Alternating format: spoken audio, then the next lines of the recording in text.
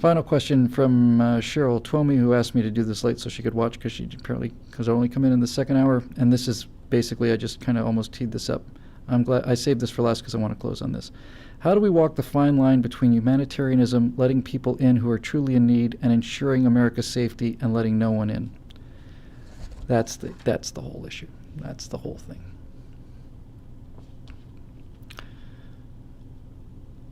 I'm going to do an afterburner on Friday, and I'm going to call it a failure of intelligence. And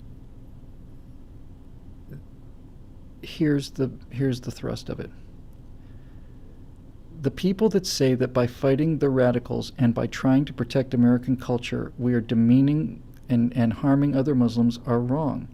As I said earlier, we had to fight Nazi Germany, but we didn't have to kill the Germans in America to do it. We have to fight radical Islam. It doesn't mean we have to take out and beat to death every honest, hardworking, decent Muslim that lives in this country, and that's the huge majority of them. It's a failure of intelligence to say that it's an either-or proposition. I'm capable of holding two thoughts in my mind at the same time, and they're not contradictory thoughts.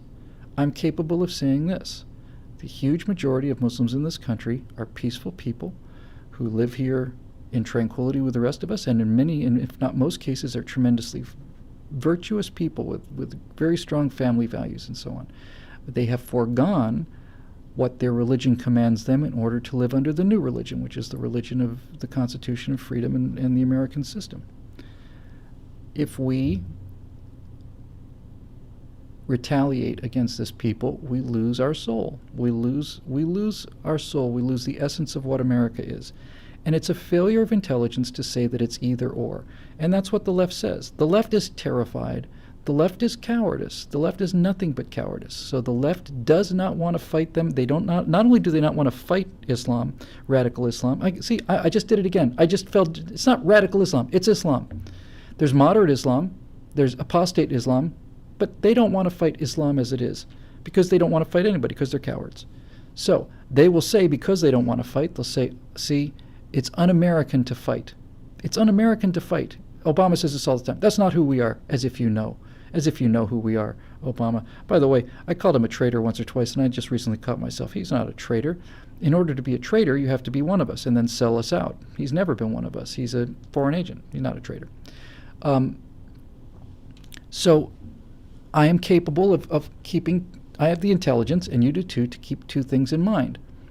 One of them is, I can fight radical Islam ruthlessly and understand that it's a threat not only to the American system, it's a threat to every human value that has any meaning in the world. It's fascism, it's totalitarianism, it's absolute utter control, it's brutality, savagery, it's everything wrong with the world. It's barbarism and it's evil.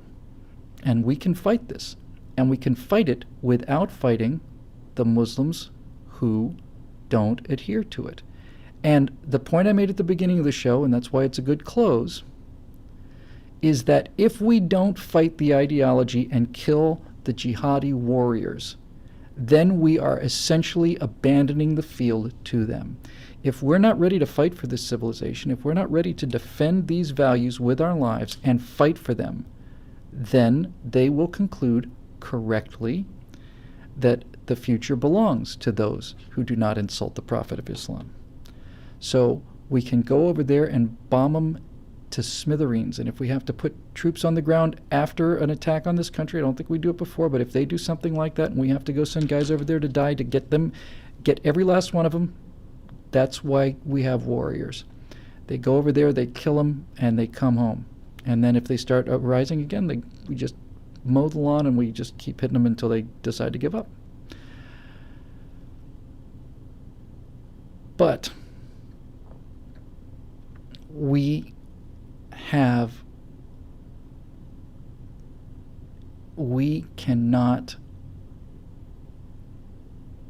cannot give up the presumption of innocence. We cannot give up the idea of immigration. We cannot give up the essence of the American conscience that makes us the most moral power in the history of the world.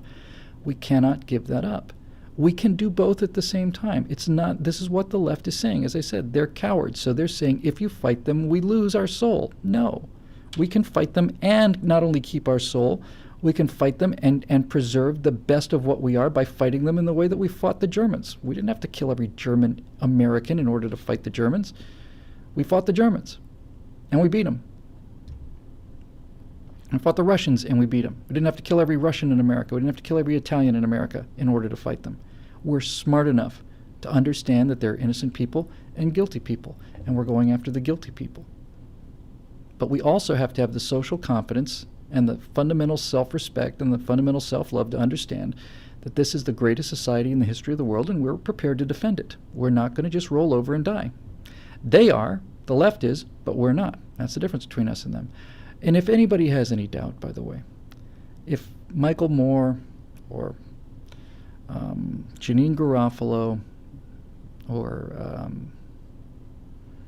any of these idiots, if we lose, and if they are in a room and they are lined up against a wall and they are said, either you will become a Muslim or you will die, every single one of them will do what the word means. They will submit. They will not fight. They will submit.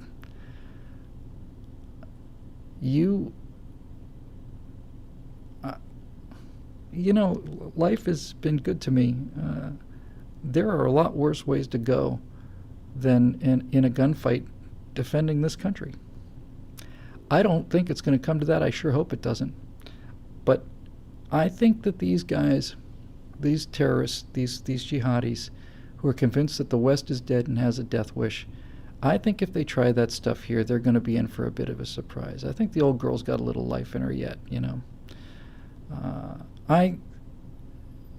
I actually think that if they try to pull this off, the problem is going to be that there's going to be so many of us out there with our weapons that most of us are not even going to have a chance to reload.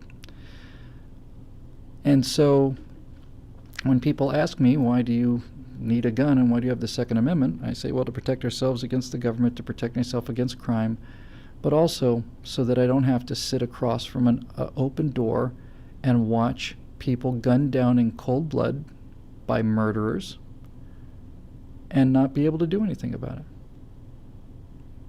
Maybe I could write a sternly worded letter and fold it into a paper airplane and mail it down to them and tell them there's a new hashtag. Maybe that'd stop them. I think that'll do it. Hey, look at that, 2 hours, 5 minutes. Well, I think this has been one of the more substantial shows that we've done for a while. We sure had a lot of questions and a lot of terrific questions. I really appreciate the chance to hash this out. These questions are so profound. They give me a chance to explore some of these things and to make some sense out of them.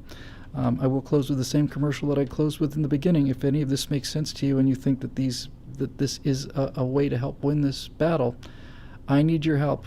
I need the financial help. If you want to become a member, you go to BillWhittle.com and hit the Become a Member button. And we're going to also set up like a one-time donation thing for those of you that don't like the idea of membership. So, hate to be the guy who's going to tell you this, but we're going to have to start pushing this really hard because it's not about me and it's not about me. And it's not about this office.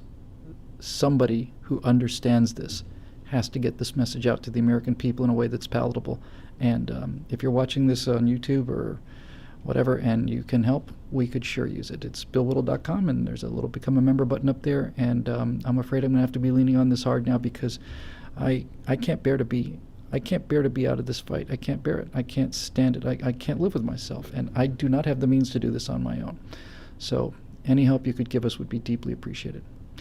Again, for those of you who are members, bless your heart. I know sometimes my deliverables are behind. We outran our questions on time over target. We've got a bunch of new ones, so we've got about 100 of those. And we're going to be adding this Nexus report, I think, within the next week or two. And we're going to be bringing back the firewalls, but we need the means to promote them and get this message out there. So that's it. Thank you. Great show. Really great questions. I learned so much from you fine people. And you be safe out there. I know it's despairing. I know it's awful. I know it's enough to make you want to just give up, but that's what they want. And we've beaten everybody so far. We've beaten we've beaten people that have been into outer space. You know, we beat the Russians. We beat the Germans. We beat the Japanese. We beat the Confederacy. I think we can beat these 7th century savages. I don't think it would take much trouble. Just needs the will. So thanks again for everything, and that's the end of episode 107, and we will see you soon. Thanks again for the support. Hang in there. This country's worth saving, and we're going to do it too. We're gonna whip these bastards out of their boots. All right, thanks for joining us. We'll see you next time.